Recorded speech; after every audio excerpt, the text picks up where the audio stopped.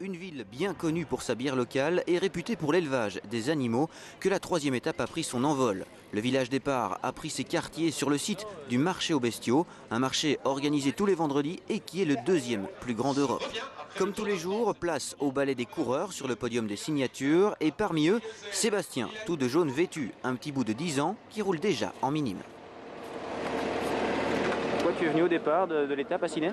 Parce que j'ai toujours voulu voir des professionnels et leur demander des autographes. Aujourd'hui, c'est opération chasse aux autographes de coureurs. Oui. Alors montre-moi un petit peu, qu'est-ce que tu as eu comme autographe ? Ouais, j'en ai déjà eu deux. J'ai eu Floch Guillaume et Boué Franck. Et j'ai déjà eu ceux d'Agri Tubel, deux aussi. Ça, pour l'instant, ça se passe bien. Le maillot jaune ne figure pas encore dans sa collection, mais le voici, Stefan Van Dijk est le nouveau leader. Reste à savoir si l'équipe Veranda Willems compte défendre le maillot.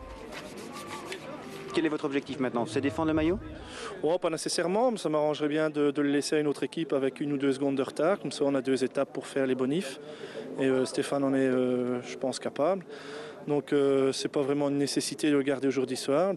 Le plus important, c'est que l'écart soit assez réduit par rapport à nos adversaires ce soir. Et ça, c'est le premier objectif. Claire et Huguet ont abandonné hier. Ils sont donc 96 ce midi à reprendre la route pour 205 km 900. 3 sprints, bonification et 2 côtes sont au menu du jour pour le peloton qui arrive aujourd'hui au sommet du mur de Thuin. Dès le kilomètre 8, 3 coureurs prennent la clé des champs. Un Australien, Matthew Goss, un Russe, Pavel Brut et un Belge, Nico Seymans de l'équipe Cofidis. Ce trio possède 30 secondes d'avance à hauteur de la côte de Pessou, mais bien vite, l'écart augmente. Dans la vallée de l'Ourthe, l'échappée possède déjà plus de 4 minutes d'avance. Le peloton, emmené par les équipiers du maillot jaune, a accordé son bon de sortie. Le plus dangereux dans le trio de tête n'est autre que Nico Seymans, le coureur belge, ancien vainqueur d'étape sur le Tour de Wallonie, est 35e à seulement 10 secondes de Stefan Van Dijk au classement général. À proximité de Profondeville, les 3 fouillards traversent la Meuse dans un décor magnifique. Ils se dirigent ensuite vers la zone de ravitaillement.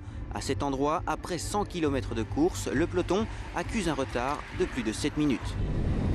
Au sprint de Bambois, Seymans s'empare des secondes de bonification alors que la pluie s'invite sur les routes du Tour de Wallonie. Une météo maussade qui n'affecte pas le moral des échappés. Mais derrière, changement de physionomie. La formation Quick Step vient prêter main forte aux équipiers du maillot jaune. L'écart passe sous les 5 minutes. La poursuite est clairement lancée. Le travail de la formation belge porte ses fruits. Le peloton commence à grappiller du terrain. À 25 km de l'arrivée, le trio de tête n'a plus que 2 minutes d'avance. Dans le final, Seymans est lâché par ses 2 compagnons d'échappée. Matthew Goss et Pavel Brut se présentent donc au pied du mur de Thuin avec une poignée de secondes d'avance sur les poursuivants. Le duo sent le souffle du peloton dans son dos, mais les 2 hommes iront au bout. Ils puisent dans leur dernière réserve dans cette terrible ascension finale. Au sommet, ils se disputent la victoire au sprint au terme d'une échappée de près de 200 km. Goss décroche son premier succès de la saison. Philippe Gilbert, premier belge, termine à la 3e place. Et au classement général, nouveau changement. Freddy Bichot reprend le jaune. Le Français devance Philippe Gilbert de 6 secondes. J'ai un mal de jambe depuis le début. Et j'ai vérifié à l'arrivée, moi en fait ma selle, la hauteur de ma selle est descendue de 1 cm. Donc je sais pas si c'est à cause du mauvais état des routes en Belgique ou une autre raison, mais c'est aussi une raison de mes douleurs musculaires qui étaient assez anormales. Et puis là au final, je crois que j'ai eu un peu de chance aussi. Je suis revenu de l'arrière, il y avait les 7-8 coureurs détachés. Et je suis revenu de l'arrière assez lancé et j'en ai profité pour passer les quelques coureurs qui avaient fait un écart et pouvoir gagner le sprint du groupe, quoi. Maintenant, a posteriori, si je ne sais pas si votre équipe ou si d'autres roulent un peu plus tôt pour rattraper les échappés, vous prenez peut-être le maillot même aujourd'hui? Ouais, si. Mais bon, avec des si, je crois que je vais peut-être gagner 200 courses aussi. Mais c'est le sport, c'est comme ça et c'est pas trop grave. Pas rouler trop tard alors l'équipe pour ramener tout le monde avant l'ascension du mur? Ouais, il y a certainement des erreurs qui ont été faites, mais je veux dire, c'est rare qu'on puisse faire une course parfaite. C'est une drôle de journée pour vous. Vous avez d'abord dû démentir les rumeurs de transfert, et puis là, ici, il y a peut-être un petit regret à l'arrivée. Il y a des jours comme ça?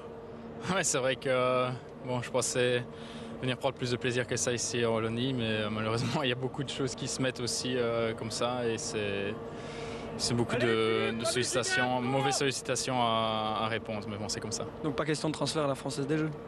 Non, je n'étais pas au courant, j'ai appris ça, c'est Michael Delage qui était au Tour de France qui m'a appelé pour me dire qu'il y avait ça dans l'équipe. Mais je ne sais pas d'où cette rumeur peut sortir, mais ça a peut-être été mal interprété par les journalistes de l'équipe. Bah, Philippe, on voit, il reprend du poil de la bête, comme on dit. Il a fait 3e aujourd'hui, donc il reprend 4 secondes et ça va être un homme dangereux. Mais après, c'est quand même des arrivées vraiment plates, je pense, pour pur sprinter. Donc c'est déjà, je suis content de reprendre le maillot. L'idéal, c'était de le prendre le dernier jour. Hein. Comme ça, les collègues, ils n'ont pas à travailler, mais je suis déjà content de mon tour de Wallonie.